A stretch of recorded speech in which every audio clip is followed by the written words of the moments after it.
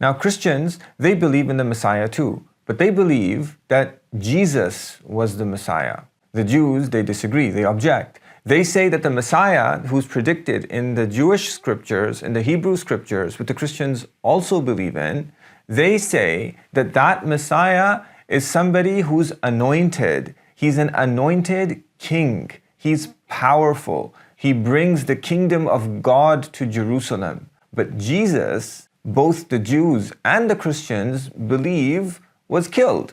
He never exercised any power. So the Jews say he can't be the Messiah. The Jews, they say that the Messiah is supposed to be a king.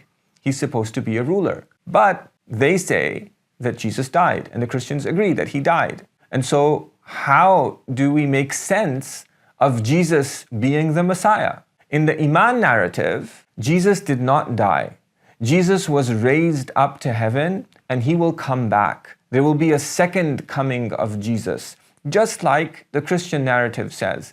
And so the information in the Christian narrative that talks about the second coming of Jesus as a higher level concept of the second coming of Jesus, this is authentic revelation. It was something that Jesus taught, and his followers have been expecting him to come back since his ministry. And this is revelation from God. He will come back. And that's why the Muslims also believe that he will come back.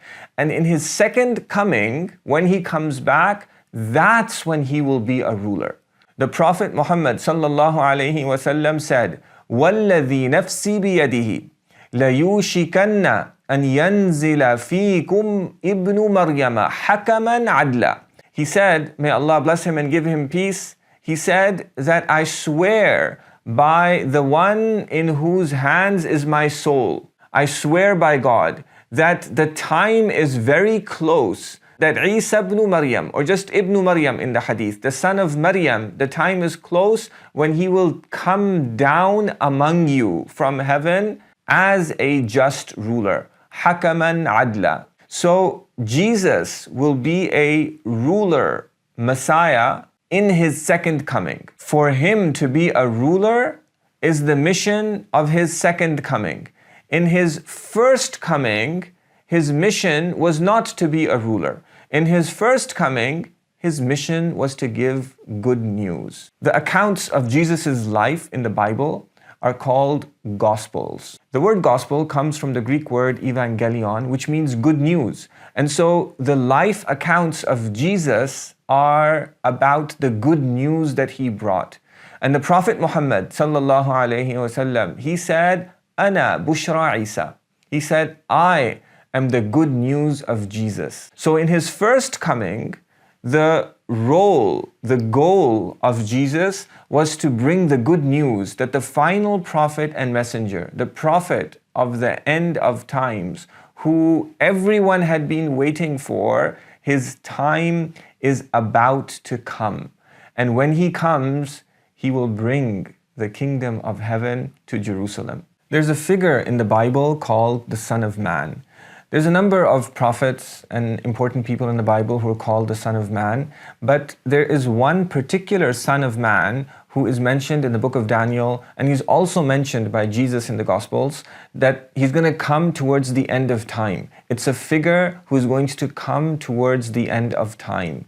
And the Prophet Muhammad sallallahu alaihi wasallam is the Son of Man. If you look back and you read the Jewish and Christian narratives in light of the Iman narrative. Let's look at two verses. The first group of verses, full references in the description below. It's not just one verse, but it's a group of verses that collectively they describe that there will be a figure called the Son of Man who will come on the clouds of heaven to Jerusalem and bring the kingdom of God to Jerusalem. And he will slay 4 beasts in the vision of Daniel. These 4 beasts have been popularly, traditionally interpreted as referring to the 4 powers, global superpowers, that were around at the time of the prophet Daniel.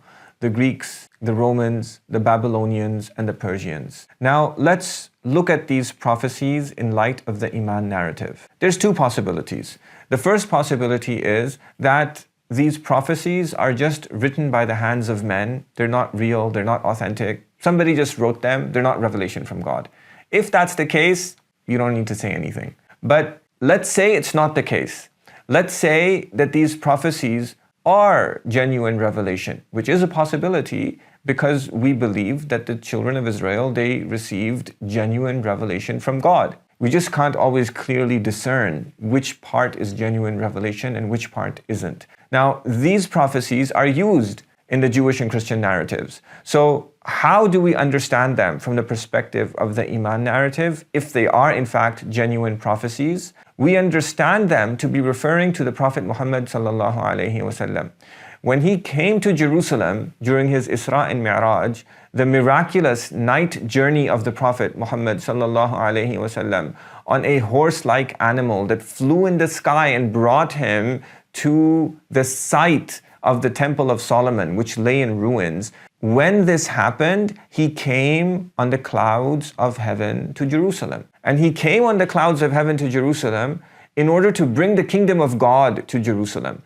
The kingdom of God, Muslims would interpret it the same way that the Jews do. It refers to governing justly according to the commands of God, creating an atmosphere of religious freedom where people can worship God alone without fear of persecution. For 500 years, people who wanted to submit to God could not worship at the site of the Temple of Solomon. That changed just shortly after the Son of Man came on the clouds of heaven to Jerusalem.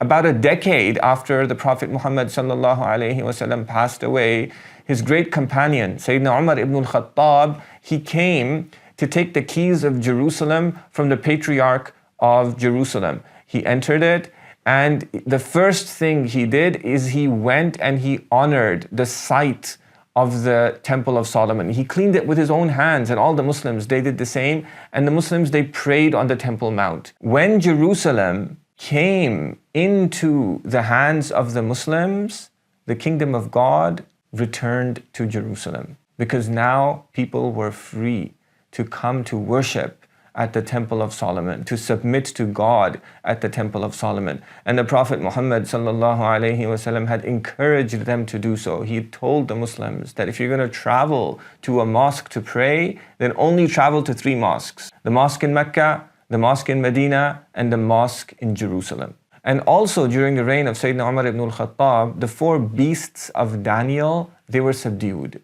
The Muslims, they defeated the Persians, and the Persian Empire ceased to exist. Babylon was taken over by the Muslims completely, and the Byzantine Empire was brought to the brink of collapse, and it actually surrendered Jerusalem to the Muslims. So that's the first prophecy. The second prophecy, I've already mentioned in a previous video. In this prophecy, it says that when the 3rd temple is built, people from all over the world will come to worship God at the 3rd temple. All nations will come to the 3rd temple to worship there. From all over the world, they will come to Mount Zion. They will come to the Temple Mount to exalt the name of God. And in one of these prophecies, the Arabians were singled out, the descendants of Kedar and Nebaioth. I've described this in a previous video as well.